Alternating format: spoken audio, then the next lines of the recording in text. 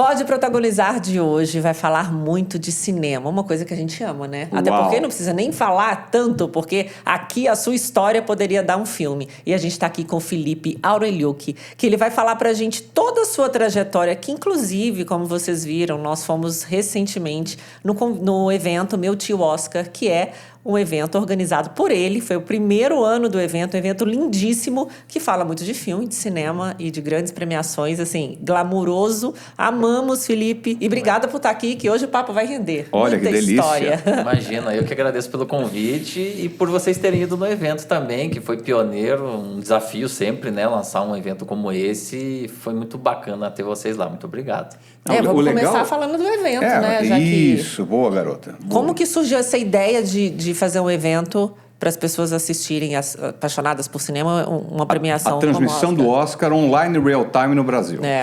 Então, isso surgiu muito de um desejo que eu sempre tive, que é justamente acompanhar esse prêmio. Eu sempre falo, assim, internamente, que o Oscar, ele é a Copa do Mundo dos cinéfilos, ou seja, é o evento mais importante, é o evento que mais tem mídia, que mais tem importância. Só que ao contrário de, sei lá, de futebol que a gente tem aqui no Brasil ou de alguns outros eventos, você não tinha uma maneira de participar, de ir num evento e de ir em grupo e poder assistir, torcer pelos seus favoritos e tudo mais, né? Que é algo que existe de uma forma assim já muito até tradicional em outros países, principalmente nos Estados Unidos. Lá tem o Oscar Night há décadas já, sabe?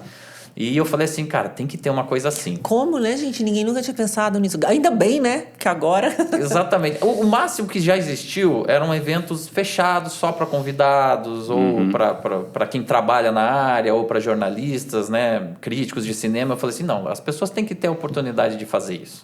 Assim como elas se reúnem no final da Copa do Mundo, mesmo que o Brasil não esteja jogando, elas querem assistir o jogo, pela grandeza do jogo. Claro. Então, qual é o maior evento do cinema? O Oscar. Cara, tem que ter isso. E aí eu falei assim, bom, então vamos organizar. E é uma vontade que eu já tenho há algum tempo. O Oscar é um assunto que eu já abordo há muitos anos. Foi o meu TCC da faculdade, pra vocês terem uma ideia. Que legal. Inclusive, esse ano eu completei 25 anos acompanhando o Oscar. O primeiro que eu acompanhei foi lá no final da década de 90 e nunca mais deixei de acompanhar. E eu falei assim, não, vamos fazer o evento, vamos começar aqui em São Paulo, fazendo uma coisa bem bacana, simulando o que seria a experiência de ir no Oscar, né? Vocês que foram, vocês viram. Então tinha o tapete vermelho, as pessoas sendo recepcionadas por aqueles paparazzi, aí depois você tinha locais para você tirar foto, referência aos principais filmes, depois a transmissão num telão gigantesco, comentários ali, real time, depois o jantar, depois a festa, a bebida alcoólica, enfim, a experiência completa. E eu acho que a receptividade foi muito boa. Essa experiência deu certo. Aqui em São Paulo teve uma receptividade muito legal. E estava muito bonito, muito bem organizado. Muito bonito bom, mesmo. Que bom que tinha uma estatueta gigante ali, né? O lugar tava lindo. E uma coisa lindo. que eu achei legal, as pessoas estavam se sentindo na entrega do Oscar de verdade. Eu algumas incorporei pessoas mais formais, assim, as pessoas incorporaram se produziram, né? O que era de fato o evento, como se estivesse em Los Angeles, né? Los Angeles. E aí teve em outras 4 cidades, junto com parceiros, não foi uma produção só nossa, né? Justamente para tentar replicar isso em outras cidades. Então, a gente teve em Salvador, em Manaus, em Curitiba e Brasília também. E a ideia é ampliar cada ano, certo? Assim, pela receptividade, pelo sucesso que foi, a gente certamente vai fazer ano que vem foi um sucesso. E o canal no YouTube do Meu Tio Oscar já existia há mais tempo, inclusive vocês têm visualizações maravilhosas, né? Eu estava vendo os recordes de visualizações. E aí daí que veio a ideia de fazer o evento usando o mesmo nome para o evento compor, do Meu Tio Oscar, né? porque assim, o canal do Meu Tio Oscar é um canal sobre cinema, mas ele é especializado no Oscar, no evento. E aí, obviamente, que esse período agora da temporada de prêmios, a gente se foca nos filmes que estão aí, indicados, concorrendo e tudo mais. Mas ao longo do ano a gente resgata temporadas anteriores, temporadas passadas, né? Resgatar esses grandes filmes, essas grandes histórias, a história da academia, de onde vem a academia, para onde ela foi, quais foram as escolhas que ela tomou ao longo dos anos. Ela tem 95 anos, então quer dizer, é quase centenária já, é uma história riquíssima. E ao longo do ano a gente vai resgatando essas histórias, esses grandes filmes. E quando chega no momento que a gente está celebrando os filmes daquela temporada, aí sim, a gente se foca totalmente nisso. E por isso que eu achei que é bacana levar o nome do canal pro nome do evento. Primeiro, porque é o Oscar, fica bem óbvio, bem claro do que se trata. E também para fazer essa relação direta, né? Da minha produção de conteúdo com o evento em si. E qual a sua torcida? Tava para qual melhor filme? E por quê? Então, eu sempre respondo de duas maneiras, assim. Ou você não pode falar igual comentarista de futebol que não fala com o time que torce. O cara flamenguista roxo, mas não pode falar. Não pode falar. Sofre, sua, chora. Assim, o melhor filme, se eu fosse friamente, né, observar ali da lista dos 10, para mim era Nada de Novo no Front. Mas o do coração, aquele que faz a gente bater mais rápido, mais forte, é Os Fabelmans. São os 2 filmes que eu gostava mais. Eu não desgosto do que ganhou, tá? Tem muita gente que acha um absurdo, que não tinha nada a ver, que o filme é uma viagem. É o filme TikTok, não sei o que. Tem essas críticas, né, rolando. Eu não acho. Eu acho que ele é uma produção até bem arrojada, bem... E que é um pouco TikTok, no sentido de que ele entendeu essa linguagem nova, dos novos tempos, do consumo audiovisual, e levou para o cinema. Né? Agora, eu acho que o amor que o Spielberg tem pelo cinema e consegue transparecer nos Fabelmans é uma coisa sensacional. E o Nada de Novo no Front é uma experiência assim, de cinema de guerra, que muitas vezes já está batida, mas que ali eu acho que eles conseguiram fazer essa refilmagem, né, da obra lá de 1930, que inclusive ganhou o Oscar de melhor filme de uma maneira super bacana, autoral e com muita personalidade. Então, os meus 2 preferidos eram esses. Não, respiramos até junto, não, pode ir.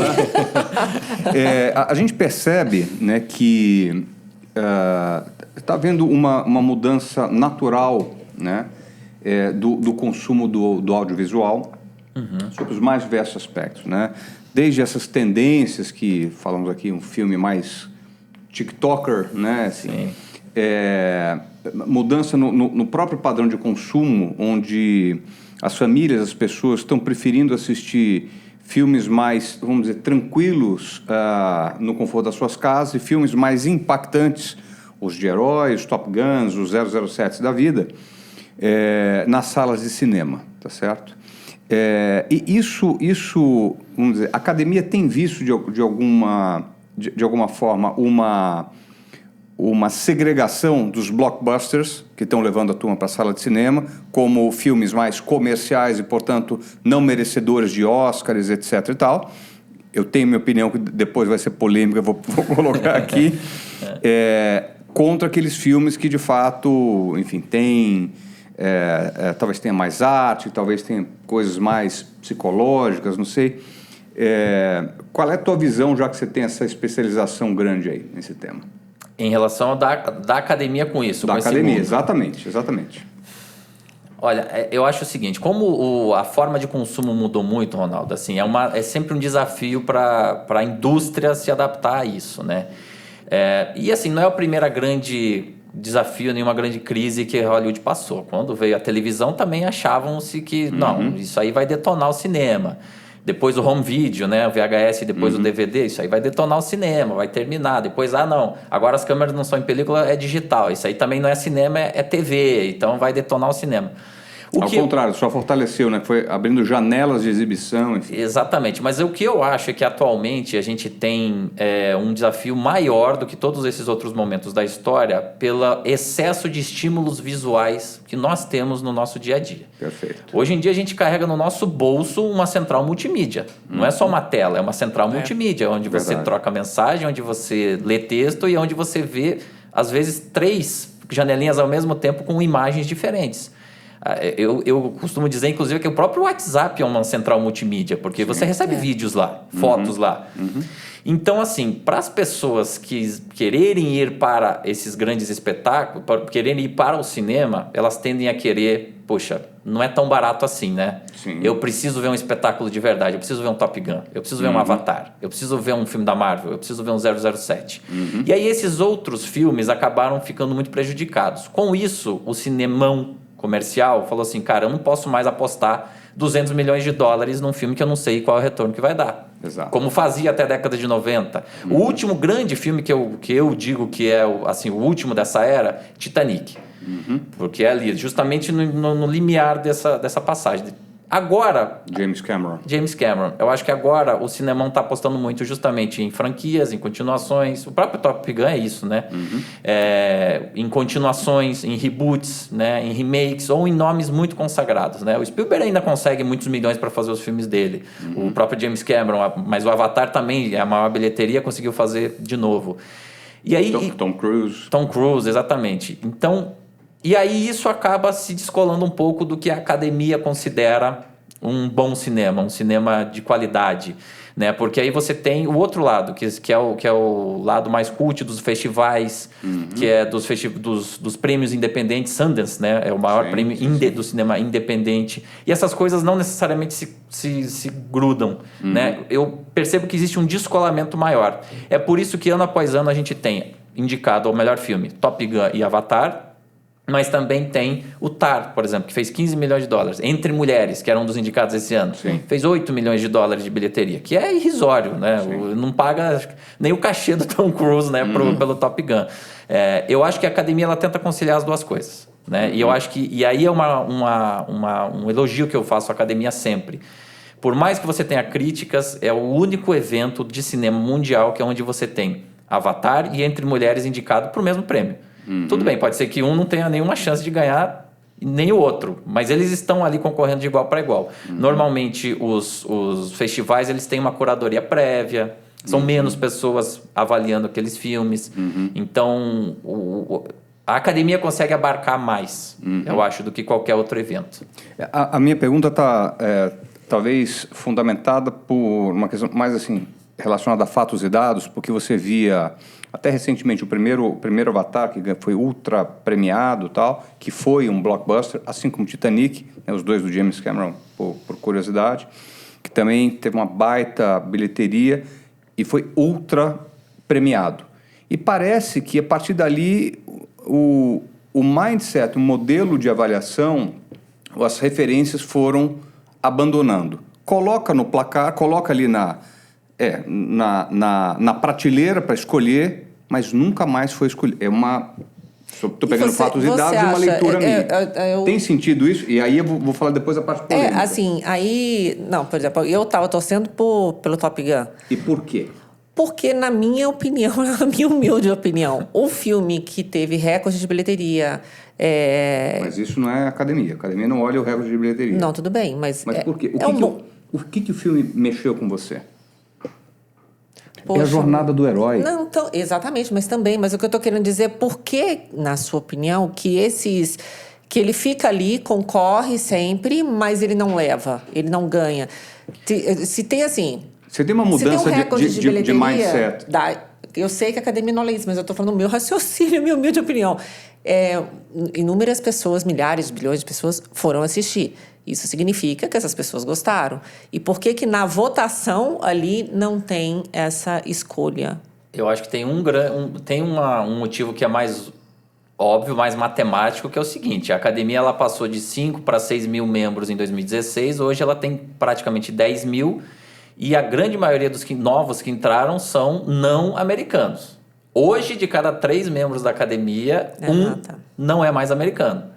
E isso, obviamente, desbalanceia, porque, gente, é uma votação, cada um vai votar de acordo com as suas preferências, mas também com os seus interesses. Claro. E sempre foi assim e sempre será assim em qualquer votação. Sem dúvida. Então você tem um desbalanço. Antes, 80% eram americanos.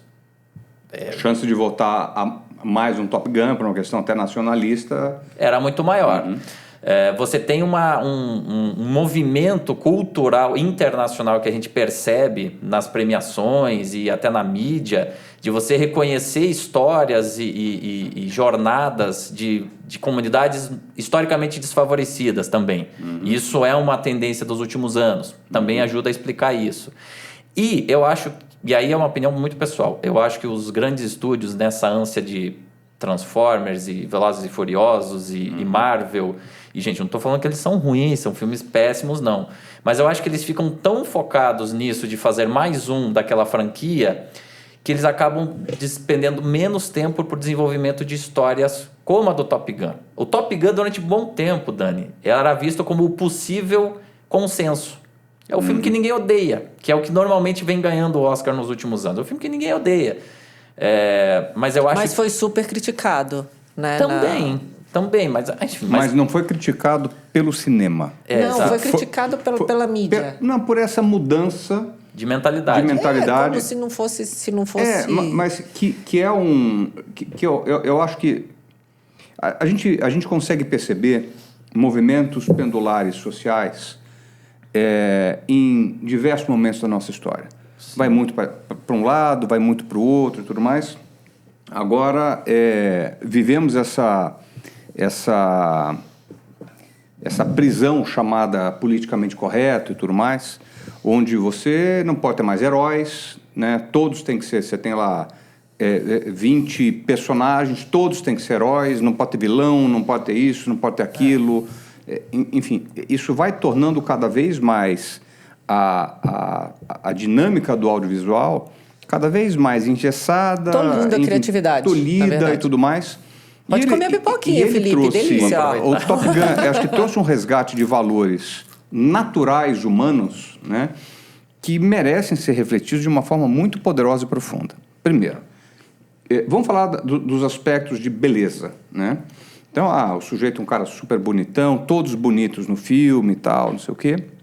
Até procurou usar uma miscigenia ali de personagens, negro, mulher, até um erro que tem ali, mas que, enfim, eu acho que a liberdade poética do cinema permite, que é um piloto da Força Aérea não usa óculos. É impossível isso, o cara não passa. Não. Mas tem lá um cara que é mais gordinho, de óculos, para mostrar, olha, isso aqui são os melhores dos melhores e eles podem ser plurais nas suas essências, etnias, valores, interesses, estereótipos. Tá ok, ele entregou isso de uma forma muito bonita, singela e delicada, né? Mas aí, por outro lado, ele traz a visão do herói, bem jornada, se olhar tecnicamente, ele é bem a jornada do herói, e de uma temática ou de uma retórica exatamente igual de 30 anos atrás. E as pessoas falam, caramba, isso é legal demais, eu me identifico com isso. Quando eu falo da questão da beleza, né, que essa é uma ruptura de valores intrínsecos humanos mais profundos e necessários, que você não vai visitar o museu para olhar a lixeira, tá certo? Você vai para o museu para olhar o belo, para olhar aquilo que o seu semelhante, um outro ser humano, fez de, enfim, uma escultura, uma pintura, algo do gênero, e fala, meu Deus, olha que coisa mais linda que foi feita, tá certo? Então, é uma hipocrisia. Ou quando você anda num parque lindo, fala, nossa, você se identifica com a beleza da própria natureza. De novo, você não vai ver, não vai se interessar em ver a parte feia, destruída, você não vai ver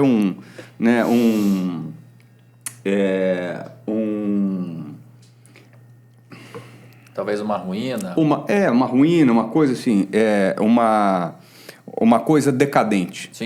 É natural do ser humano querer ver o belo, é natural. E está tudo bem, né? E assim como está tudo bem, não existir só o belo, né? Mas foi extremamente criticado por ter sido um herói, por ter sido homem, por ter sido... Por reforçar potenciais estereótipos exatamente. Já estabelecidos. Então, eu discordo. Assim, de quem fez essa crítica, claro, não a academia. A academia não falou isso, a gente não viu. Não. Eu digo, a sociedade, todo mundo desceu o pau até a hora que chegou mais de bi de dólar de faturamento. Falou, peraí, tá todo mundo errado? Né? Pois Ronaldo, eu acho que assim, tem certas coisas que se impõem. Tá? Fatos e dados, né? Eu acho que assim, um filme de $1,5 bilhão ruim não é. Assim, você pode até falar assim, mas tem um monte de filme ruim que ganha dinheiro, tudo bem, mas aí você vai ter outros elementos que fazem um filme ganhar bilheteria ou não, tá? No caso do Top Gun, ele é um projeto até meio ousado, que você pega um filme de mais de 30 anos de idade e você vai continuar uma história, ou seja, essa geração atual, ela não tem apego sentimental ao primeiro, né? E a geração que mais gasta para ir no cinema é justamente o pessoal aí de 16, as crianças para ver animações, filmes mais infantis e depois os jovens até 30 anos de idade. Acima disso, normalmente já gosta de selecionar um pouco mais os filmes ou não tem mais paciência, enfim. Se as pessoas foram sem ter esse apego todo, é porque a história pegou elas. Claro. E eu acho que o Top Gun é o melhor exemplo dessa última temporada de um filme que é isso, ele não se preocupa com nenhum tipo de cartilha ou de regra e consegue entregar um espetáculo. Sem e dúvida. adorado por todos, né? E aí eu acho que é um reflexo dos tempos, Ronaldo, assim, sinceramente. Esse tipo de questionamento, de problematização, ele vai continuar acontecendo. E é o tempo onde a gente vive. Né? Assim como a gente teve outras questões em outras épocas e determinados tipos de filmes se davam bem em outros períodos da história, é a mesma coisa aqui.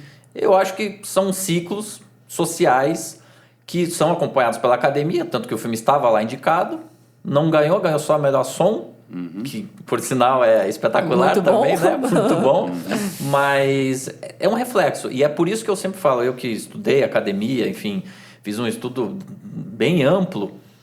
Os vencedores e os os vencedores um pouco menos, mas os indicados do Oscar, se a gente pegar, são quase 600 filmes até hoje, lá desde a primeira edição até hoje, eles refletem o tempo deles. Se você pega os títulos de um determinado período, eles refletem o que estava pautado ali de diferentes formas. Se eu pegar aqui, sei lá, década de 70, você tinha o Exorcista indicado. E você tinha o Estranho no Ninho, vencedor. Você tinha filmes como Um Toque de Classe, que era uma comédia inglesa, que na época também estava em alta ali. E assim por diante. Se você pega a década de 80, Gandhi, que é um épico biográfico de uma grande figura política. Hoje eu acho que não existiria um filme como desse do Gandhi, ou se existisse não chegaria tão forte no Oscar. E assim por diante. Então cada período histórico é o reflexo do seu próprio tempo. E você é formado em cinema, vamos falar um pouquinho da sua trajetória agora. Como é que o cinema, o audiovisual chegou na tua vida? Tua família tem conexão com isso? Não, nada, zero. Os meus pais, eles não... O meu pai, o primeiro sapato fechado que ele vestiu na vida foi quando ele foi pro seminário, porque ele é do interior de Santa Catarina, e é isso, ele nasceu na roça. Com 9 irmãos, eles eram em 10, né? E minha mãe também, eles nasceram na mesma cidade, mas eles só se conheceram em Curitiba depois. Olha, que destino. Exato. E é isso, assim, eles saíram de lá porque lá não tinha futuro. E aí os meus avós, não, vai para Curitiba estudar, vai fazer alguma coisa, né? Que não seja ficar aqui. Ou seja, eu tô falando isso porque, diferente de muita gente que segue o caminho do audiovisual, do cinema, das artes, eu não tinha essa interferência da família, dos meus pais. Pelo contrário, eles gostavam de ver filmes assim, como qualquer pessoa gosta de ver. Tá passando aí, vou ver um filme e tal. Né? Meu pai Mero entretenimento. Mero entretenimento, mas não tinha nada assim, né? Quando eu fui... eu sempre digo que a coisa começou em junho, eu não lembro se era junho ou julho de 94, que foi quando eu fui a primeira vez no cinema. Pra vocês terem uma ideia, eu já tinha 7, 8 anos de idade. Então, assim, meus pais não tinham esse hábito de ir no cinema, eu só fui com quase 10 anos de idade a primeira vez no cinema. Quando eu entrei naquela sala, aquilo tudo escuro, gigante, aquela tela enorme, e o filme, eu lembro, era o Rei Leão. Uau. Era a animação da Disney. Filmaço. Começou aquela sequência de abertura com aquela música maravilhosa. E pensa, isso era início da década de 90. Era televisões de 20 polegadas, 29. A de 29 era grande na época. Sem dúvida. Com bombril, antena no teto. Pegava aqueles desenhos assim, mais ou menos. Aí você Muito vai... Chapiscado. Se trocava o canal, tinha que mexer na antena para ver se ajustava. Era assim. Mesmo em Curitiba, que é uma cidade grande, que tinha os sinais bons e tal. Aí uma criança chega lá e vê aquilo... É maravilhoso, pelo né, amor de gente? Deus. Eu amo cinema. Aí acabou. Aí dali... Então esse foi o primeiro momento, o passo zero, né? Vamos dizer assim. E um parênteses aqui. E esse filme tem muito a Jornada do Herói, né? Muito. Nossa, como conecta, como ele te maravilhoso pega. esse filme. É impressionante. Fecha o parênteses. Fechado parênteses. Aí é o seguinte, óbvio... Aí começou a época do home video, meu pai comprou um videocassete, aí pronto, aí eu zerava a locadora, todo dia ia lá e ficava enchendo o saco para alugar, né? Mas aí eu fui vendo alguns filmes que me impactavam muito. Um deles foi o Jurassic Park, que eu assisti em VHS, eu não vi no cinema. Eu acho que se eu tivesse visto no cinema, acho que ia pirar mais ainda, porque mesmo vendo no VHS, naquela televisão, aquilo, eu fiquei completamente embasbacado com aquilo. E o terceiro grande momento onde eu decidi foi quando eu fui ver Titanic no cinema. Uau. Porque o Titanic, para quem não viveu essa época, você ia no cinema, você não conseguia comprar o ingresso para a sessão daqui a meia hora. Você comprava para a última sessão do dia, se tivesse no dia. Era talvez, às vezes, só no dia seguinte. Uau. Mas era outra época. Era película. Para você fazer uma cópia a mais, não tinha. Então, se lá na cidade, em qualquer cidade, tinha, sei lá, 10 cinemas passando, dificilmente ia aumentar esse número. Hoje em dia é fácil. Você faz uma cópia a mais do DCP e passa, né? Então, assim, as filas eram gigantescas. E aquilo me impactou tanto que eu lembro do cinema estar tão lotado que as pessoas sentavam na escada. Hoje em dia não pode mais, mas na época, não sei se podia ou não, mas tinha. A galera ficava. As pessoas chorando, se descabelando de ver o filme. Eu falei, cara, é isso, eu quero... Titanic já tem 25 anos, por aí? 25, porque ele estreou nos Estados Unidos em dezembro de 97, aqui em janeiro de 98, aqui no Brasil, né? E foi também quando começou a minha paixão pelo Oscar, porque aí eu gostei tanto do filme, o filme estava indicado a 14 Oscar, pô, vou ver esse negócio aí, Oscar, legal, vou assistir. E foi o primeiro ano que eu assisti, né, da cerimônia. E aí eu falei assim, bom, então eu tenho que trabalhar nisso aí. E eu sempre fui muito apaixonado pela TV também. Na época a gente tinha, sei lá, 5 emissoras, né? Globo, SBT, Band, Record e só. Cultura ou Gazeta. Cultura ou Gazeta, exato. Manchete, depois terminou, né? Teve uma época que tinha. E eu sempre gostei muito, ficava assistindo aquilo. Falei, cara, eu tenho que trabalhar com esse negócio. Só que nesse período, lá em Curitiba, não tinha faculdade, curso livre, nada. Assim, tipo, uma faculdade de cinema. E eu falava pro meu pai, eu quero fazer cinema. E ele, como assim cinema? Não sei. Meu filho, escolhe uma profissão, né? Tipo assim, escolhe um negócio assim que você vai poder coisa. trabalhar, né? Ter uma vida e tal. Aí eu falei, não, cara, tem que ter um jeito. Se as pessoas trabalham nisso, de alguma forma elas chegam lá, né? Claro. Aí eu comprei, na época, a Abril lançava o Guia do Estudante. Sim. Guia do Estudante, né? Aí eu fui na banca, comprei e eu vi lá. Cara, tem só 3 universidades públicas de cinema no Brasil. Que aí meu pai falou assim, bom, se você passar numa pública, tudo bem, eu te ajudo. Eu só não vou ter condições de te bancar fora daqui e mais a mensalidade de uma faculdade particular. Falei, tá bom, então a minha missão é passar em uma dessas 3 universidades aqui, que na época eram a USP, a ECA, a Escola de Comunicação e Artes aqui de São Paulo. A do Rio? A do Rio, Universidade Federal Fluminense e a Universidade de Brasília. Ok, aí quando eu fui fazer o vestibular, o UNB e USP eram no mesmo dia a prova, não dava. Então de 3 já ficou só 2 opções. Eu falei, cara, eu tenho que passar numa das 2. E você escolheu qual? Você fez? Eu fiz as 2 provas. Eu fiz as 2 provas. E aí o que aconteceu? Eu passei para a segunda fase aqui da FUVEST, da USP, e depois não fui aprovado, não passei no vestibular aqui. E passei sobrando lá no Rio. Eu sempre falo que eu acho que eu estava tão nervoso, porque nos simulados, nesse negócio eu mandava bem, e quando chegou lá no dia, eu passei para a segunda fase, mas muito próximo da nota de corte. E aí depois eu tirei uma nota na média lá da segunda fase e acabei não entrando. Mas eu passei lá no Rio. Falei, eu podia fazer mais um ano de cursinho, eu podia ir lá e começar a faculdade. Falei, não, vou lá. Então, já não estou na minha cidade mesmo, porque nisso eu vim estudar em São Paulo, fazer o cursinho aqui, para me preparar melhor, porque o vestibular da FUVEST sempre foi bem mais puxado do que dos outros lugares e tal. E aí beleza, me mudei para cá e depois me mudei lá para o Rio, mais especificamente Niterói, que é onde fica a Federal Fluminense ali, e fiz a faculdade lá. E tudo era novidade, né? Desde que eu saí lá de Curitiba, numa época que não tinha GPS, eu sempre falo assim também, né? A primeira vez que eu vim a São Paulo, eu comprei um mapa. Sim. Para poder... O guia, o mapa azul. Exato. Aqueles que abriam... Olhava a coordenada, depois ia no mapa, olhar aquela coordenada. Isso conta muito idade, né, gente? Isso é meio triste, né? Mas essa isso parte é meio triste. isso traz também uma série de coisas. Você tinha um elemento cognitivo de direção, etc. Você saber mais ou menos onde é que eu estou, para onde que eu vou, quais são os trajetos, caminhos. Hoje em dia a molecada aperta um botão e não tem mais se isso. Se não funcionar, não sabe sair não sabe do lugar. Exatamente. Isso é uma coisa que eu acho que foi muito bacana, sabe, Ronaldo e Dani? Porque veio o negócio lá, para você se inscrever na FUVEST, você tem que ir no dia tal entregar uma ficha. Isso tinha antigamente, não era tudo online, gente. Não era inscrição pela internet. Sim. Então você tem que ir lá, era na Paulista, eu lembro até hoje, perto da estação Brigadeiro do metrô. Então tá, né? Vou ter que dar um jeito de chegar nesse lugar, nesse dia, nesse horário. E tudo isso foi no perrengue e tal. Aí depois fui fazer a faculdade lá também sozinho, morei em República, fiz tudo isso.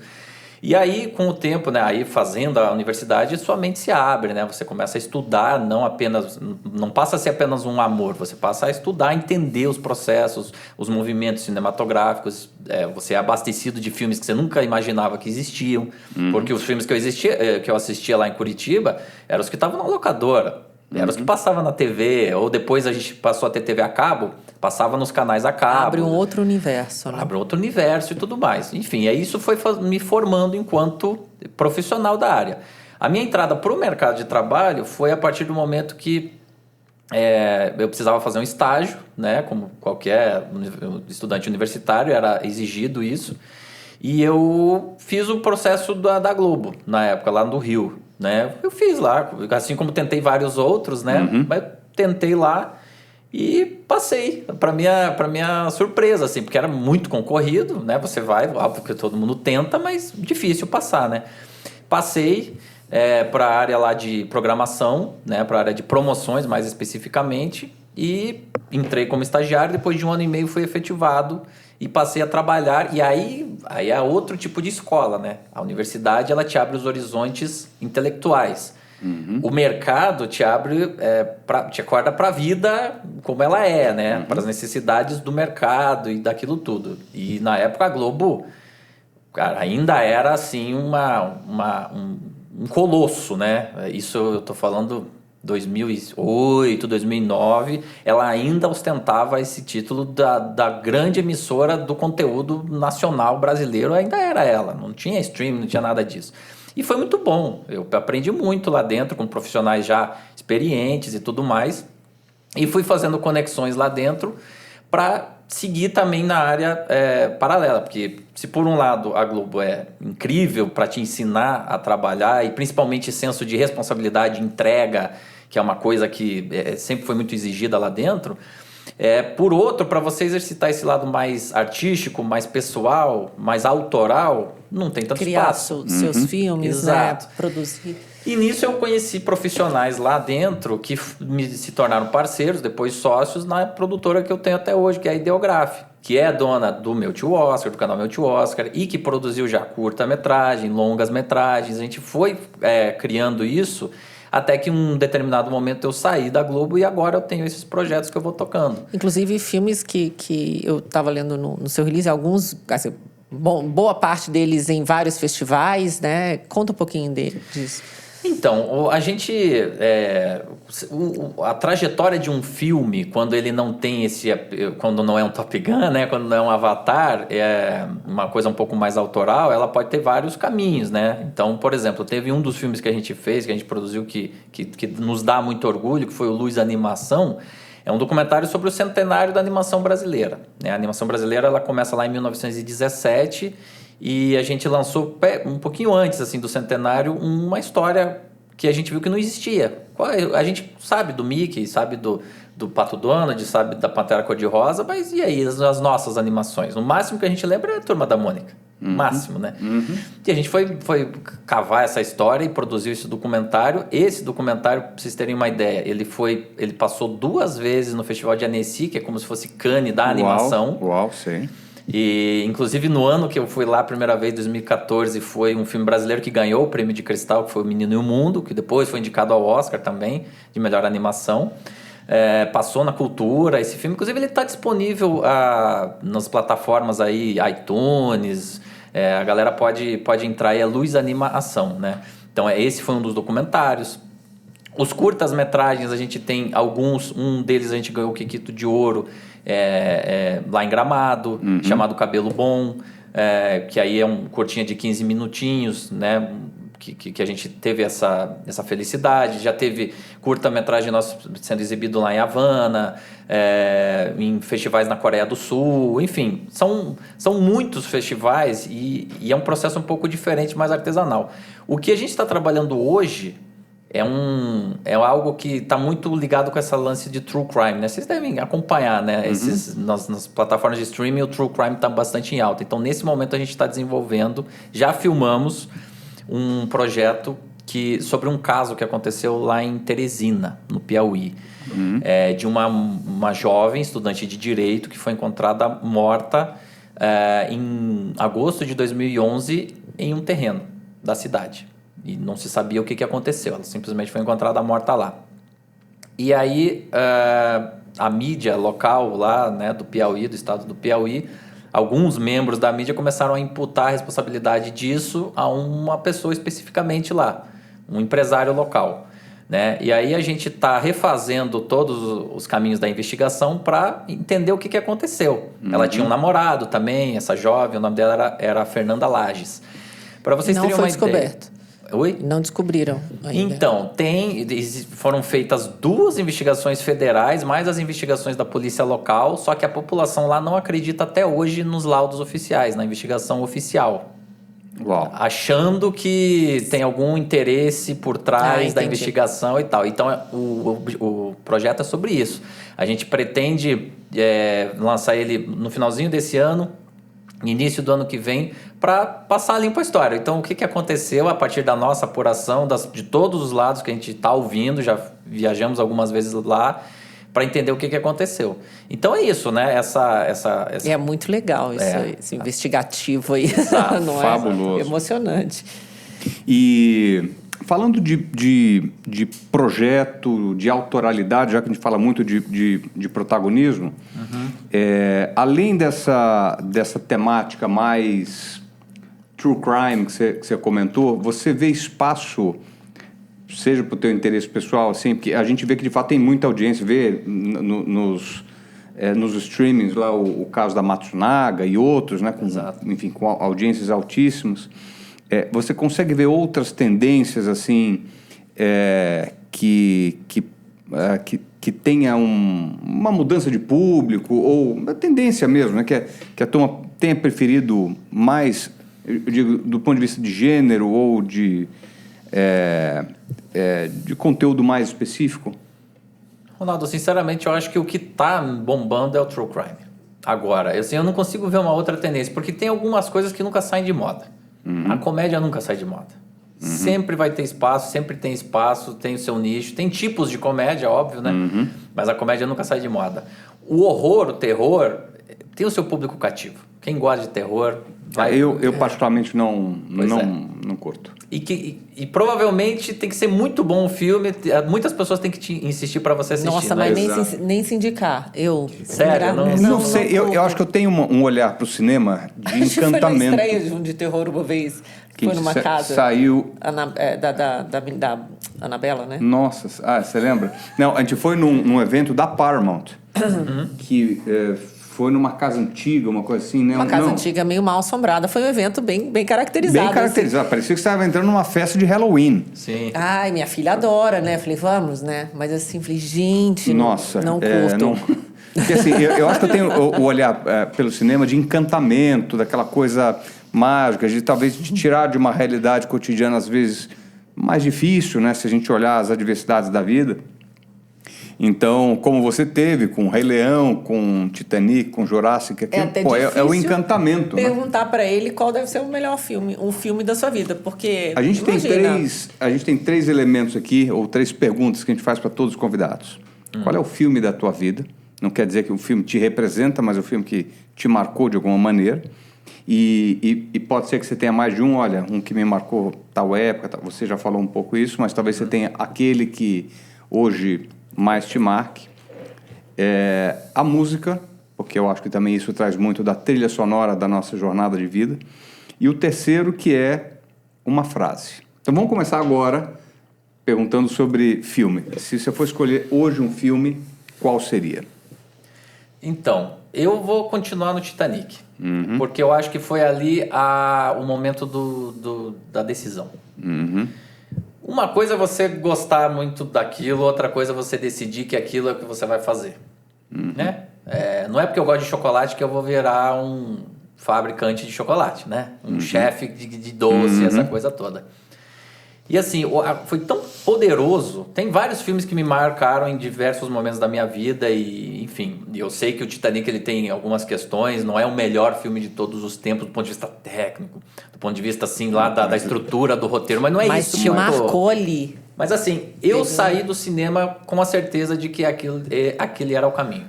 Eu tinha certeza. Teve um forte impacto emocional com o Titanic, que já deu a sua decisão de vida, né? O que eu acho brutal no Titanic, eu também, assim, é um dos meus prediletos, assim, disparado, é que ele primeiro, trouxe uma questão, uma realidade humana absoluta. Foi um naufrágio onde morreu um monte de gente, é algo extremamente impactante.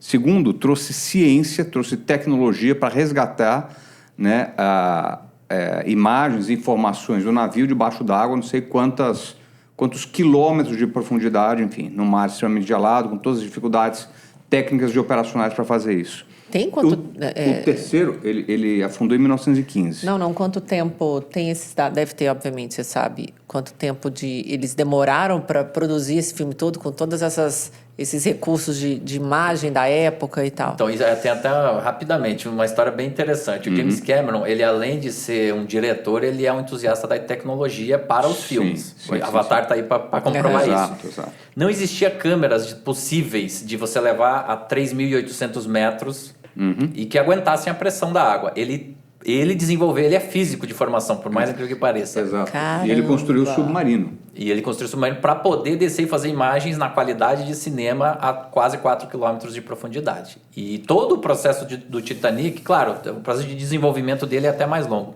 mas foi algo em torno de 3 a 4 anos, assim, é longo o processo, né?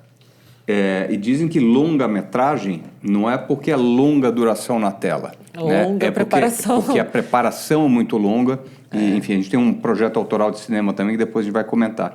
Mas só para terminar, o terceiro elemento do Titanic que eu acho que é muito forte é de conseguir contar uma história de amor, uma narrativa, dentro de um acontecimento que foi épico, marcante e tudo mais, com toda... com toda a diversidade, com toda a dor que traz, né? Todo o impacto emocional que um naufrágio, na hora que o navio começa a afundar, que levanta a popa, aquilo é de uma... Recentemente teve uma representação, você foi, óbvio. Claro. Foi. Não, fiquei até triste que ficou pouco tempo em cartaz. É verdade. Quando eu pensei em já não estava mais. Mas isso que você está falando, Ronaldo, eu acho que é interessante, porque eu costumo... dizer que o Titanic conseguiu toda essa bilheteria e até hoje, mesmo com os ingressos subindo de valor até hoje, ele ainda continua sendo... Foi ultrapassado pelo Avatar 2 agora, mas ele era, até pouco tempo atrás, a terceira maior bilheteria da história do cinema, um filme de 25 anos atrás. A história universal... Quanto faturou, você lembra? 2,3 bilhões. Aí em todas as janelas possíveis, né? Todas... Cinema, streaming, cabo... Não, isso só bilheteria. Cinema, só bilheteria. Só que levando em conta também os relançamentos. Ele teve um relançamento em 2012, né? E agora, em 2023, ele foi relançado pela segunda vez. Mas é muito menos a arrecadação sempre no relançamento do que quando foi da primeira vez. Assim como na segunda e terceira janela, né? De cabo, SVOD... TV aberta... ele chegou até a pegar vídeo doméstico. Na época vendeu muito DVD e VHS ainda. Sem dúvida. Ele ainda pegou essa época. Dizem que foi o DVD e o Blu-ray mais vendido de toda a história foi Titanic. As pessoas compraram para falar, eu quero ter esse conteúdo para mim eternamente de tão marcante que foi. Eu lembro que tinha fila, na época a Blockbuster existia ainda, né? E a gente tinha que encomendar. E tinha um número limitado lá de unidades que iam para cada cidade. Não era assim... Já tinha o gatilho da escassez lá. Tinha o gatilho da escassez. Você quer ter o Titanic? Você então, vai para a reserva. Faz a fila. Mas eu digo que o Titanic, entre outras razões para ele ter tido toda essa bilheteria, é que é uma história para todo mundo. Claro. Todo mundo, a pessoa que gosta de ação, de efeito, tá lá, é maravilhoso. O navio afundando, até hoje você acha que ele voltou de 100 anos, 110 anos de tempo para filmar. Tem o romance, tem o drama, enfim, ele tem todos os elementos. Ninguém se sente... Não é como um filme, sei lá, de horror que tem gente que não gosta, como vocês. Não é, o gênero não rola. Atinge todo mundo. Não atinge, exato. É impossível não se identificar, né? Alguém se identifica com alguma parte do filme. Eu acho que eu errei a data, é 1912, né? Dia 15 de abril de 1912 que afundou. Bom, a gente falou muito dessa mudança de comportamento da própria academia na hora de julgar, olhar filmes, etc. também uma mudança aqui no tipo de conteúdo, embora tenha alguns que a gente percebe que vão continuar muito marcados, né? Esses blockbusters, muito embora valido o que você falou, minha opinião também, de que parece haver uma preguiça das grandes produtoras em criar novos conteúdos ou novos heróis, enfim, novas jornadas, e sim repetir modelos de sucesso que chegam uma hora assim, os Velozes e Furiosos 117, né? B, né? Já deu, né? Tem alguns, os próprios da Marvel e tudo mais, até alguns que você pega o Homem-Aranha, já está, sei lá, em qual geração. Mas né, isso você acha que é porque o cinema mudou muito e para melhor não arriscar, vamos apostar no que já está. Sim. Será que tem uma questão econômica aqui? Né? Eu acho que isso aí é puramente econômico, gente. Vamos fritar dinheiro, a gente não sabe se vai dar certo ou não. Vamos pegar o Homem-Aranha, vamos pegar um outro moleque aí, mete ele na fantasia e vamos ver o que vai dar. Eu acho que, infelizmente, a gente chegou num ponto onde não existe o meio termo, sabe? Ou você vai gastar o que foi gasto no Avatar, no Top Gun, e aí, mas você sabe que isso vai retornar e vai pagar tudo. E você tem os filmes que são ditos independentes, alternativos, que aí tem um orçamento muito menor e que vão passar, se passar no cinema, vai ser no circuito alternativo, ou então vai ficar só nos festivais e depois vai para um streaming da vida, você consegue adquirir de uma forma tal. Então, esse meio termo que existia está sumindo. Filmes como Gladiador, filmes como Coração Valente, filmes como Imperdoáveis, filmes como Paciente Inglês. Filmaços. Filmaços. E que não é isso, não é super-herói, não era continuação de nada, mas tinha um investimento do estúdio. Não, porra, esse filme aqui vale a pena a gente botar uma grana. Eu acho que isso é que está sumindo por um pouco de covardia, eu acho, dos grandes executivos, de não querer apostar muito nesses projetos. Você lembra quando eu falei dessa questão, de opinião meio ácida, meio perigosa, hein? Será que poderia estar havendo um medo dos distribuidores ou dos produtores com os cancelamentos? Eu acho que sim. É isso, a gente vive o mundo, a sociedade é tudo, né? As artes, elas não estão separadas disso. Sim, e óbvio que os resultados do Oscar também refletem isso. É óbvio. Você precisa entender o contexto onde você está inserido para entender os movimentos. Então, eu acho que sim. Eu acho que existe isso. Eu acho que existe... Agora, óbvio que os filmes, vamos dizer assim, mais pipocas, eles continuam existindo. O Velozes e Furiosos continuam existindo. O James Bond continua existindo. Só que com abordagens que você não via no passado, né? Chegou-se a se cogitar um James Bond negro, uma James Bond mulher. Uma Bond mulher, que aí perde o sentido da Bond Girl, Olha, Ronaldo, isso é polêmico, mas assim, eu acho que seria melhor você criar uma 008 que fosse tão legal quanto, tão poderosa quanto, exatamente, do que adaptar para ser aceito. Nossa. Né? Eu sou mais dessa linha de pensamento, sabe? O Ian Fleming ia morrer, né, com um negócio desse. O cara queria um herói glamuroso, bonito. Porque assim, de novo, é igual o Top Gun.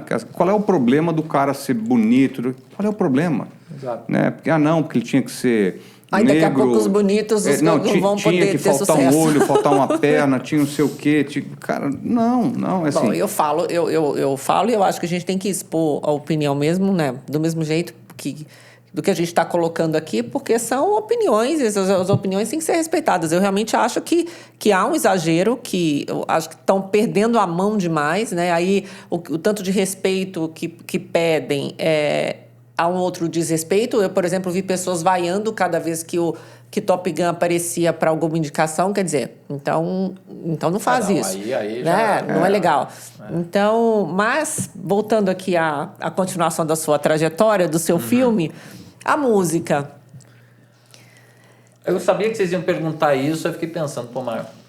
Talvez seja uma trilha sonora de algum filme também que você você viu. Eu vou falar uma música que eu gosto muito da música, mas ela não tem a ver com a minha vida. Tipo, a história da música, a letra da música não tem nada a ver com a minha trajetória. Mas é uma música que É a música Bohemian Rhapsody do Queen. Fabulosa. Maravilhosa. Fabulosa. Porque, cara, pra mim é uma obra de arte atemporal, assim, e a minha banda preferida da vida é o Queen.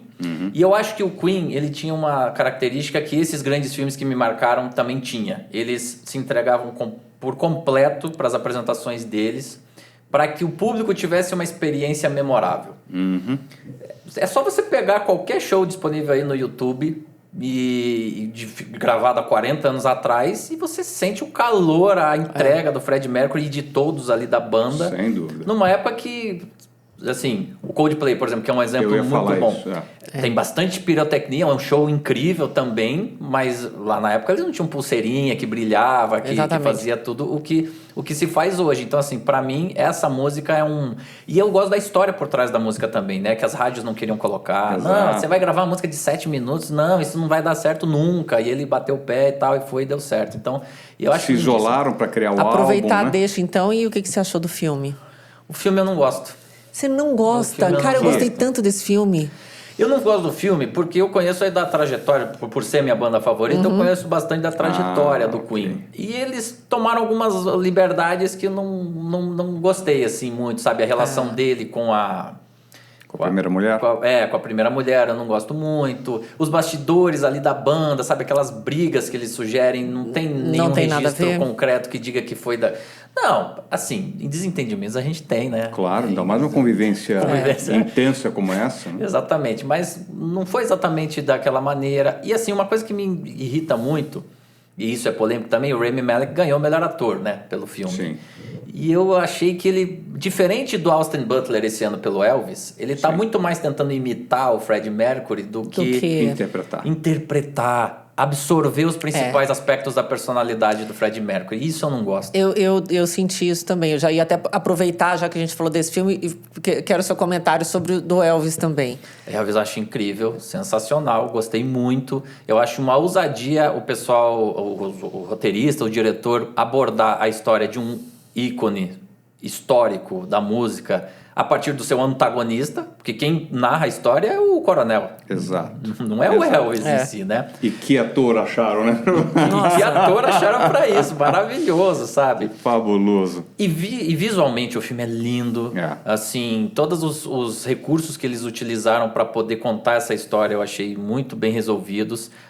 A trilha sonora não precisa nem falar, né? Você pega o Elvis, é uma coisa absurda, e o Austin Butler é um dos grandes elementos. Tanto que esse ano eu fiquei muito dividido, né? Porque tava o Brendan Fraser e o Austin Butler como possíveis vencedores para melhor ator. Eu acho que qualquer um dos dois seria muito merecido. Eu apostei no Brendan Fraser por uma questão até de estatística. O Oscar de melhor ator protagonista, historicamente, vai para atores um pouco mais maduros. O mais jovem a ganhar nessa categoria, na história, tinha 29 anos, que foi o Adrian Brody por O Pianista. Mas ele já tinha 29 anos. Foi o mais novo. Mais novo nessa categoria. E o Austin Butler, salvo engano, ele tem menos do que 29. Então eu falei assim, olha, tudo bem que nos últimos anos a academia vem quebrando alguns paradigmas. Mas eu achei... Inclusive com tapas na cara, né? Lamentáveis, inclusive. Não teve nenhuma polêmica dessa vez, né? Ainda bem, né? Eu acho que esse Oscar desse ano foi o primeiro em muitos que a gente não vai ficar nem envergonhado e nem falando mal, assim. Porque quem que ganhou os prêmios ano passado? Ninguém lembra. Agora, do Tapa, todo mundo lembra. Esse ano todo mundo lembra do filme que ganhou, dos atores, das atrizes. Isso é bom, né? Você acha que... Enfim, teve uma onda meio... curiosa, né? Trazendo uma sugestão de que poderia ter sido armado aquilo para gerar algum tipo de audiência, né? Que o Oscar estava em queda, enfim. Não tem como ter sido armado. E aí eu explico por quê. O Oscar é um dos eventos televisionados mais controlados do planeta. Nada ali é falado sem que alguém saiba o que vai ser falado, né? Então, assim... Por que eu estou falando isso? Isso não estava no roteiro da transmissão. E eu conversei com gente que trabalha nos sinais oficiais, eles recebem um roteiro oficial. Eles falaram, cara, a piada que ele fez não estava no roteiro. Então, isso quer dizer o seguinte, se não estava no roteiro, ele fez por conta própria e assumiu o risco do que poderia acontecer. Só que é o seguinte, ele só fez essa piada, só falou isso ali naquele momento... Antes ele perguntou pro produtor da cerimônia, pro diretor. Ninguém vai contar uma piada ali sem pedir antes pro diretor da cerimônia. Então, quem assumiu o risco de alguma coisa acontecer foram os responsáveis pela transmissão. Não foi combinado, tanto que depois que aconteceu a coisa, eles não souberam nem o que fazer, nem como reagir. E aí, esse ano, teve o comitê de crise, né? Eles botaram lá um comitê de crise, que eu acho que foi mais para justificar, porque a gente já teve outros episódios tão absurdos quanto, ou parecidos no passado, e que não geraram comitê de crise. Só para citar um aqui. Em 73, teve um camarada que entrou pelado, correndo pelado pelo palco. Uau! Eles iam apresentar o prêmio de melhor filme, e tava lá o David Niven, que na época era o mestre de cerimônias. Ele ia apresentar a Elizabeth Taylor, que ia entrar para anunciar, e entrou um cara pelado correndo atrás dele e que conseguiu furar a segurança, o bloqueio lá e tal. Poxa, que coragem conseguir furar a segurança desse evento. Você tem o teu melhor ator, a sua melhor atriz, ou isso pode ser no plural, seus melhores atores, suas melhores atrizes? Para quem você daria o melhor protagonista, melhor ator? E a melhor atriz De também? todos os tempos. A partir do momento que você falou, putz, que a partir do momento que você falou, putz, essa é a minha paixão, deixa eu me dedicar a isso, que você Nossa, passou a ter um olhar para ele. Porque é uma mistura da questão técnica, que você consegue chegar muito bem, mas tem também uma questão emocional, de conexão, que é difícil de explicar. É muito difícil de explicar. Cara, ó, eu vou citar, com certeza vou me arrepender de alguns nomes que eu vou falar aqui, mas assim, eu gosto de separar por épocas, assim. Eu gosto de separar, sei lá, cinema clássico e cinema mais contemporâneo, porque eu acho que a própria dinâmica de produção das obras mudou muito do que era ali até a década de 50, 60 para agora. Pensando nos internacionais, tem um camarada que eu gosto muito atualmente, que é o Sean Penn. Eu acho que todos os filmes que o Sean Penn já fez na vida, todos são bons. É difícil você falar assim, esse aí... Tem uns que não são tão bons, mas todos são, assim, incríveis. Então, eu gosto muito do Sean Penn, mas óbvio que eu poderia citar o Denzel Washington também, que eu acho assim, uma coisa incrível e tal. E do passado... Sidney Poitier. Fabuloso. Maravilhoso, assim. Ao mestre com carinho. Fabuloso. Eu acho, No Calor da Noite, que, assim... Teve um também que ele era um detetive, que foi fabuloso. Que é No Calor da Noite. Que é ele junto com o Rod Steiger, tentando desvendar um crime. Isso mesmo, então, isso mesmo. Esse filme ganhou o Oscar de melhor filme. Caramba. E o Poitier não foi indicado a melhor ator, o que é um absurdo. E no mesmo ano ele estava no filme Adivinha Quem Vem Para Jantar também, que é com a Catherine Hepburn também, um filmaço, assim, enfim. Esse eu nunca vi. Qual o nome? Adivinhe Quem Vem Para Jantar. Que é o seguinte, é uma... Você já viu? Não. Adivinha quem... Não.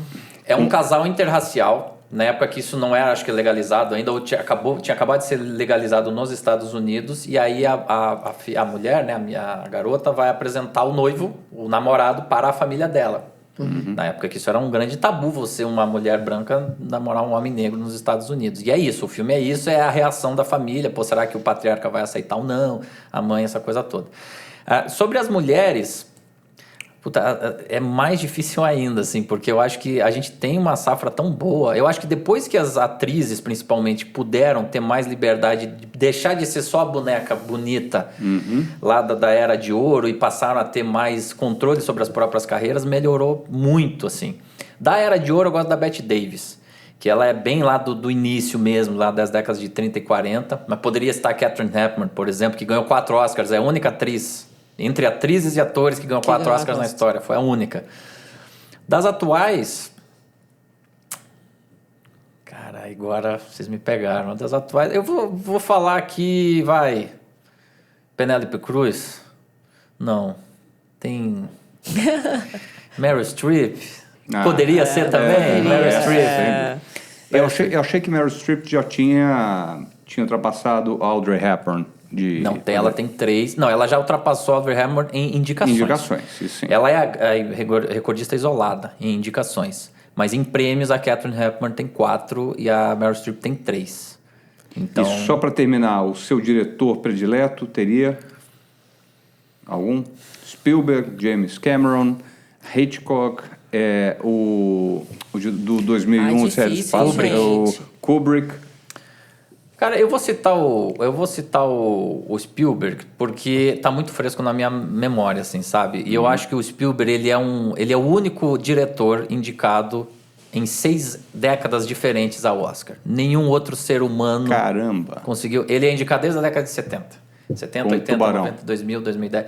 A primeira indicação dele foi por direção, foi por Contatos Imediatos do Terceiro Grau, 77, mas Filmaço. o filme Tubarão já tinha sido indicado, só que ele pessoalmente não. Ah. Ele, como diretor, foi indicado em 70. Aí depois, em 80, teve ET, em 90 ele ganhou 2 Oscars, que foi Lista de Schindler e Resgate do Soldado Ryan, apesar do filme não ter ganhado o melhor filme.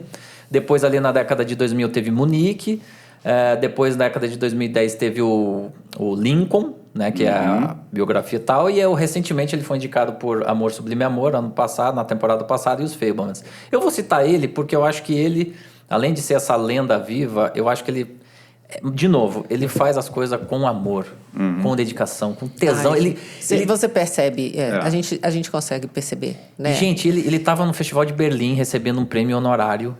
E ele falou assim, olha, estão falando aí que eu já tô no final da minha carreira, que eu fiz o filme sobre mim mesmo. Cara, eu não vou parar não, eu só vou parar quando eu vou fazer filme até os meus 100 anos de idade. É isso, cara. É a pessoa que faz a a coisa... paixão, né? Exato. E eu me identifico com isso, porque assim, eu saí lá de Curitiba, eu poderia ter ficado lá confortavelmente, feito uma outra faculdade. E aí tal. você foi o quê, Felipe? Protagonista da sua vida. Exatamente. E você mudou toda a sua trajetória e chegou onde você quer dizer, onde você está agora, mas com certeza não, você quer muito mais e vamos tá em frente, vai com caminhar certeza. o quê? Vai caminhar para um longa? Cara, assim, do ponto de vista do meu tio Oscar, que é esse projeto que eu tenho há um bom tempo, é levar essa mensagem para mais cidades. Eu acho que levar esse evento para mais gente, ter outras formas de levar esse recado. Do ponto de vista da produção, né, como produtor, é isso, é produzir mais, é conseguir fazer um longa, é conseguir levar esse longa para outros lugares, quem sabe vencer prêmios. O Brasil nunca ganhou um Oscar, gente. Pois é. Nenhum brasileiro nunca ganhou um Oscar. Isso é um absurdo. Isso é um absurdo. E tem vários fatores que contribuem para isso. O meu TCC da faculdade foi sobre isso. Por que o Brasil nunca ganhou um Oscar? Tem vários fatores que explicam. Para para explicações complexas exigem respostas um pouco mais longas. Mas para resumir, né, num tweet, teve alguns momentos da história que foi azar, puro azar. Né? Como, por exemplo, Cidade de Deus. Foi puro azar. Que no mesmo ano estava indicado o Senhor dos Anéis, o terceiro. E não dava para ganhar do Senhor dos Anéis. Né? Até hoje é um dos recordistas junto com o Titanic e com o Ben-Hur. Mas é muito triste de eu falar isso, mas o principal motivo para o Brasil nunca ter ganhado um Oscar, nunca quis, nunca se dedicou a isso. Ele tem uma certa... A geração que formou... Ou acha que deve ser tão impossível, né? Será? Que... Essa coisa do brasileiro... Rola mais snobada. É snobada, ou poderia ser, eventualmente, essa questão do brasileiro se colocar sempre numa condição meio de vira-lata, né? Que os outros são melhores e tal. Tem um pouco talento disso. tem.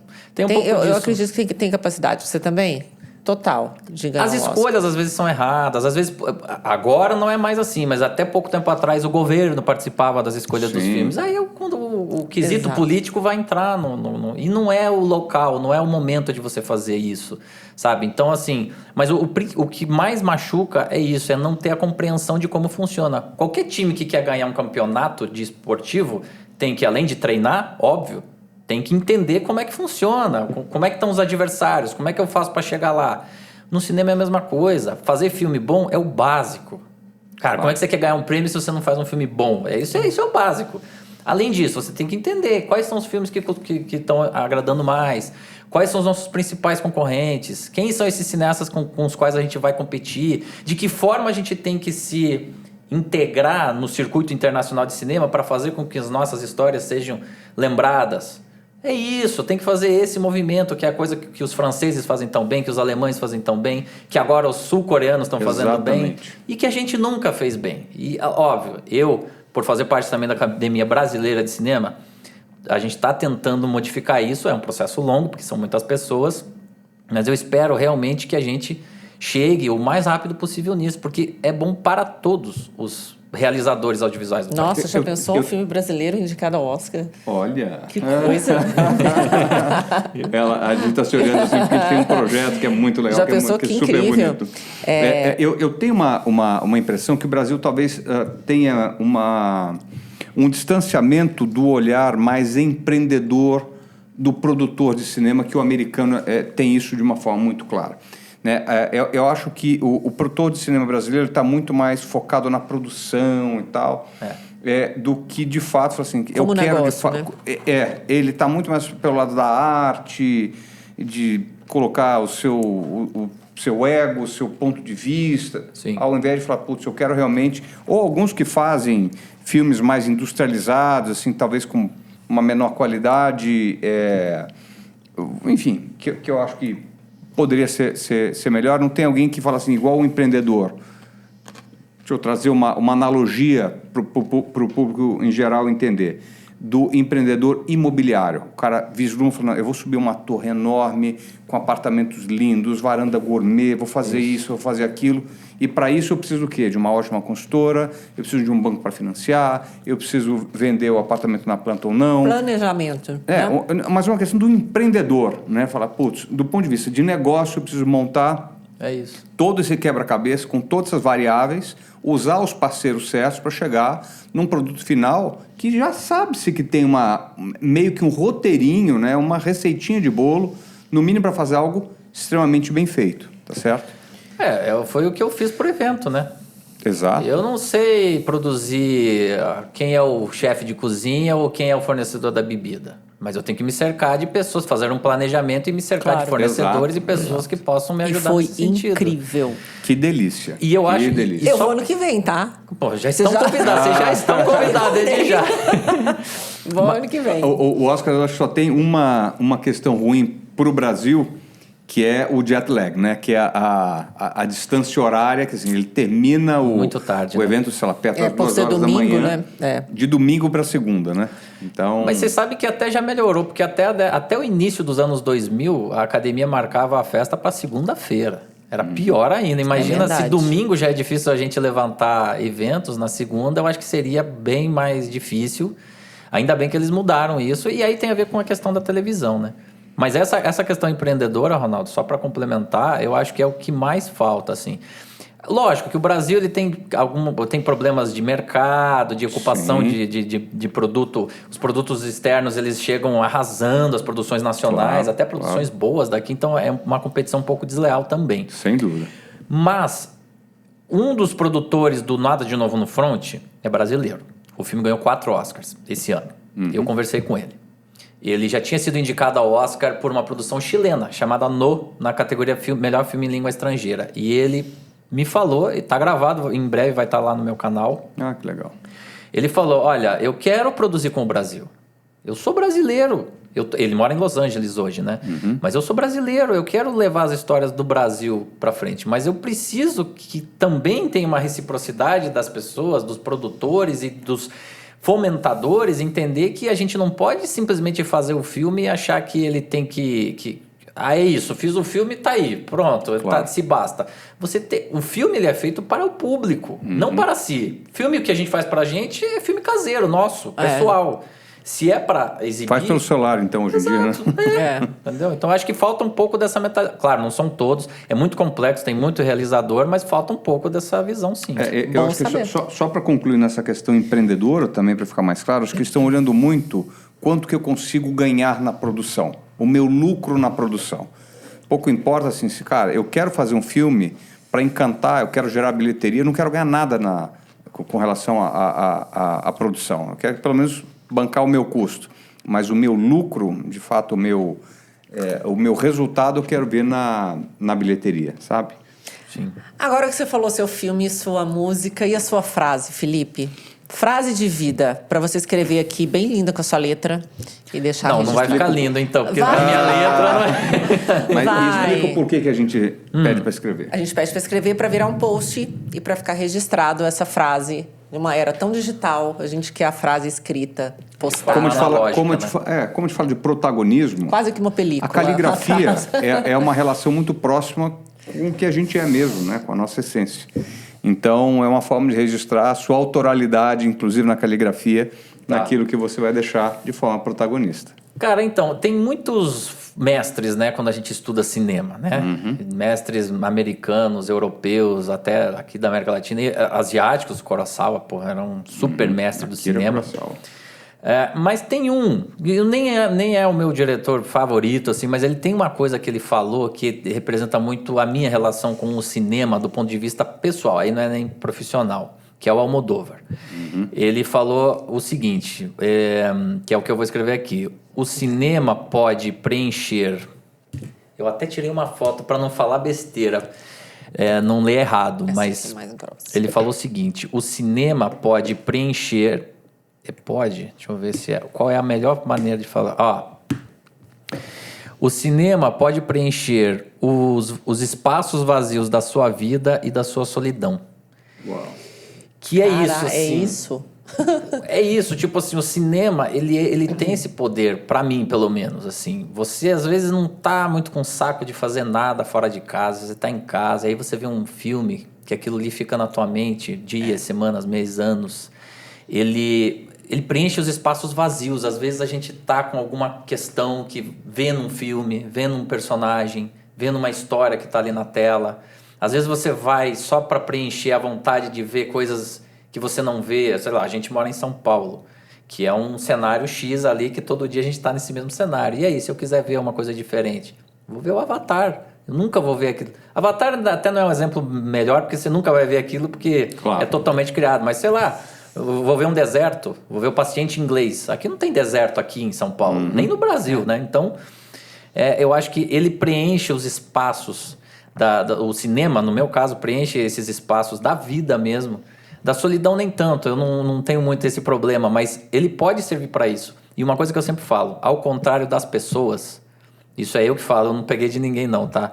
O cinema nunca te decepciona. Jamais. Porque uma vez que o filme está pronto, ele é eterno. A não ser que alguém destrua. Mas ele é eterno. Ele vai ser aquela mesma obra de arte reproduzida infinitas vezes para N pessoas, milhões, bilhões de pessoas. Não, e o filme, as emoções, né, que ele traz, né, que o filme traz pra gente, e quantas pessoas, eu várias vezes, né, você se identifica tanto com algumas situações que você acaba de assistir o filme completamente diferente como você começou, e aqui você tem vários insights, né? Exato. Tem filmes assim que às vezes a gente até pausa para anotar as frases ou algumas coisas que acontecem, porque são muito inspiradoras mesmo. Exato, e tudo isso vem de... Porque isso também é uma coisa que eu sempre falo dos prêmios, inclusive do Oscar. Prêmio para arte é sempre subjetivo. Claro. É verdade. Até o valor da arte. Por quanto você pagaria por um quadro do Van Gogh, do Picasso? Isso é muito relativo. Exatamente. Então, como é subjetivo, às vezes um filme que você gosta muito, ela não gosta. E eu vou gostar mais ou menos. E é isso. E alguns filmes muita gente gosta. Mas o mesmo filme pode provocar reações muito diferentes entre uma pessoa e outra, né? Então vou botar aqui, para escrever já, né? Isso. Você pode escrever. Enquanto isso, comemos uma pipoquinha. Toma. Mas não se assustem com a minha letra aqui, que é... Imagina, mas assim que é bom, ué. Maravilhosa a sua letra.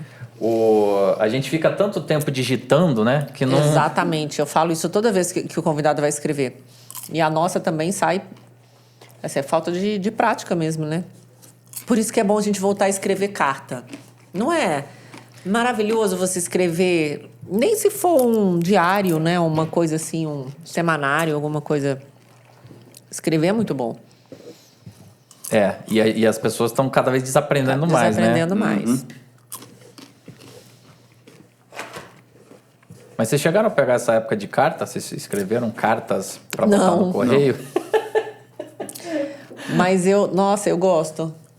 Muito né? pouco. Eu acho muito... Eu gosto muito quando eu recebo. Esses dias a gente recebeu daqui uma coisa com uma carta escrita à mão. É muito legal.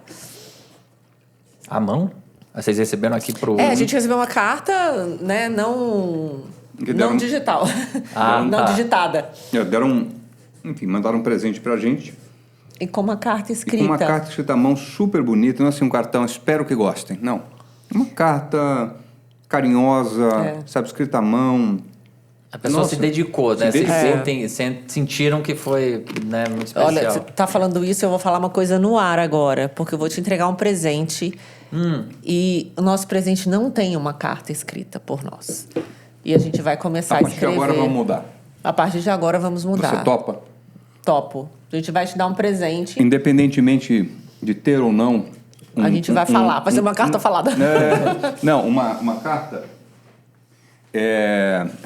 O carinho que está aqui envolvido sim. é o mesmo, né? Para você brindar a sua vida, Felipe, e você celebrar aí os seus filmes, os seus prêmios, que com certeza virão muitos. Certamente. Realizações, que é isso que a gente quer, prosperidade, amor, tudo de bom. Ai, que Essa é a Casa delícia. Mediterrânea que está aqui com a gente. E você pode entrar no site da Casa Mediterrânea, colocar o cupom Pode Protagonizar e conseguir o seu desconto especial e degustar de um rótulo, vários rótulos deliciosos. Esse específico é da Sicília. Isso que eu tô vendo italiano, gente. Italiano. Da Sicília. Esse é um vinho que tem uma autoralidade, um protagonismo muito especial, produzido por uma família muito conhecida de lá, muito famosa, e de uma uva que só dá nessa região, né? Uva Grillo. Então, tem muita autoralidade, tem muito protagonismo. Em um momento especial. Com certeza. Obrigado, gente, pelo presente aí. Foi muito bacana o papo. E eu vou aproveitar para retribuir também, então, aqui, ó, com um DVD do meu Ai, filme que da produção, lindo! que é o Luiz Animação, que eu comentei, o Olha, documentário gente. sobre animação. E a parte mais legal é isso aqui. Olha quantos prêmios. Exatamente. Tá o Annecy aí, tá o Login de Annecy, Fabuloso. inclusive, aí. E as pessoas podem assistir em algum lugar. Ele tem a mídia física para quem ainda gosta de assistir na física, mas também tá disponível no VOD. Então é só o pessoal jogar aí no Google Luz Animação VOD, tem no iTunes, tem, enfim, no Google Play, tem nessas plataformas aí digitais, ele pode ser alugado ou comprado também. Adorei. Muito legal. Tem gente lá em casa que vai amar, né, amor? Tá Parabéns sendo pelo meu divertido. tio Oscar. E você, vou colocar aqui a rede social do tio Oscar para você também, que é cinéfilo, apaixonado por filmes e histórias. Continue acompanhando o nosso canal, se inscreva no Pode Protagonizar, acompanhe os nossos episódios, siga no Instagram, nosso perfil, Felipe, todo mundo, e até a próxima semana.